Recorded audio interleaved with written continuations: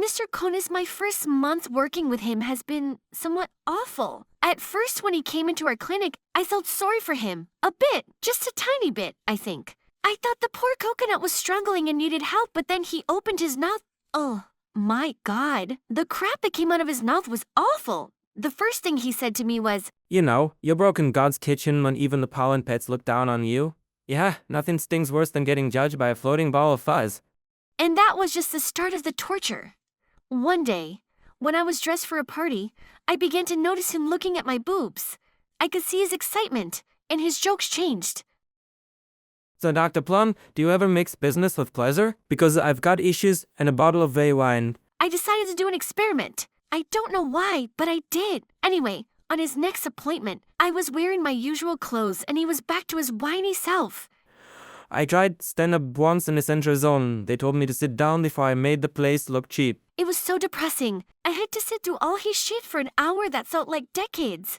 But I made it. I got through it. I'm so proud, even after suffering from the abuse my ears were getting from him. I continued to help dicks like him. Anyway, I continued with my experiment. On the next appointment, I wore a sexy nurse outfit. So, Konuss, what's really on your mind? Honestly, you and those therapeutic pillows you keep hiding under that shirt. Wow, subtle. Subtleties for amateurs, Doc. I need hands-on therapy. Maybe some deep breathing exercises, preferably face-to-face or, chest-to-face. You're unbelievable. Not unbelievable, just highly focused. Stand up and I'll show you just how motivated I am. Noted. Patient suffers from severe impulse control. Noted therapist has the best sense of humor among other outstanding assets. Anything else to declare?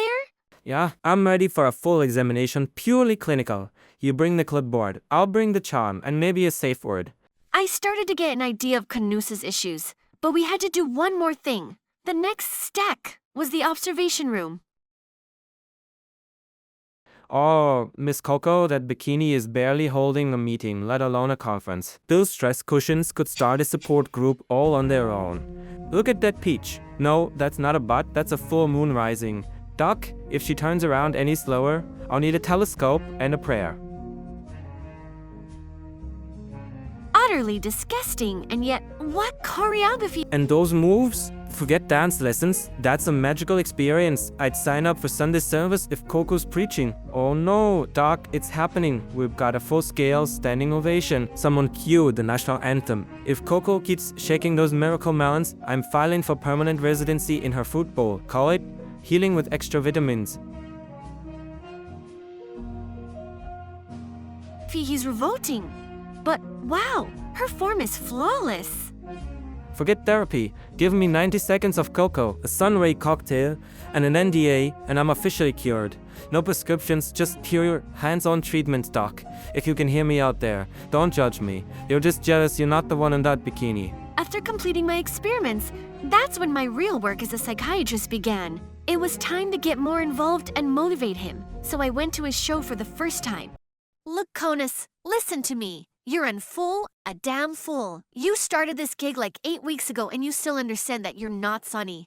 You jerk. I mean, in other words, I believe in you, Coconut. Now stop acting like a female body part. You know what I'm talking about, you purrs. Tell these people your lame jokes and remember, as your therapist, I'm rooting for to fail. Ha. It was worried about everything. Its skin, its core, its Appalachian. It's garbage, just like him. I couldn't be bothered to listen to his awful voice, and it was cringe. But I did get to meet Miss Coco there. She was nice and extremely beautiful. She was so welcoming. She even gave an autograph, then gave me a hug. That was the best part of the night. Because I am surrounded by emotional. It's been a tough month. So I decided to take a couple of days off. But this son of a bitch couldn't even leave me to rest for one bit. He's lost all sense of boundaries.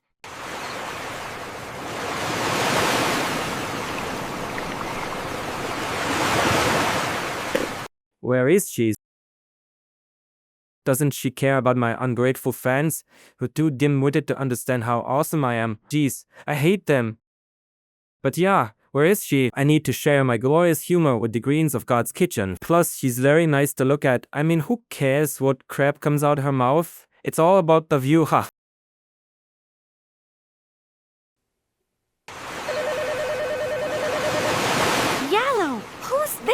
Guten Abend, Madame Plum. What the hell do you want? I was wondering where you were. I'm almost ready for my comedy act and I needed your plums. Oh, I mean your support. Oh, I'm on a vacation. Your crappy jokes were too depressing for me. But it's only been a week. Shush you damn mouth. Before you do that, tell me WTF, did you dare to bother me? But my act is about to start and I'm feeling that stiff. I mean stressed. IDGAS. About you needing me support. And I see what kind of support you want, you pervert. I notice how you always look at my ass when I'm walking around or bending over. Look, I'm really need your support. I don't appreciate you disturbing me on my holiday. I will be back next week. Now, go and do your shitty comedy crap or whatever you do. Even though I was nice to him, and I always have to be, as a doctor, I have always helped every green in stress. It's only been a month, and it's only the beginning. I don't know how far he'll go to get into these pants. I better strap up